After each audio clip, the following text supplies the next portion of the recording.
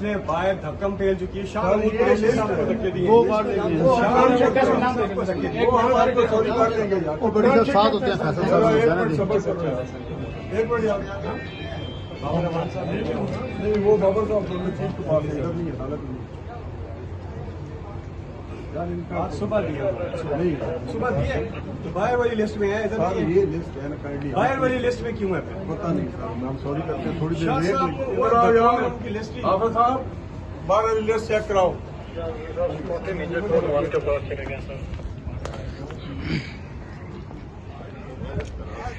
शिबुल फराज साहब, क्या लगता है खान साहब अपने मौकफ पे कायम रहेंगे? इंशाल्लाह इंशाल्लाह। किधर नहीं मिला नहीं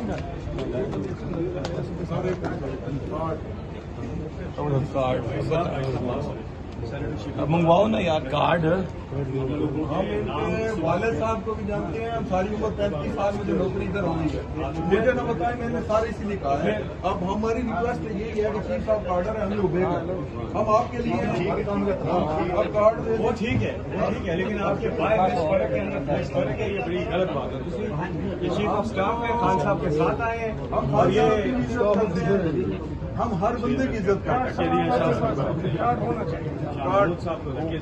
सर मालूम करते हैं तो 2 दफा घर चले जाते हैं,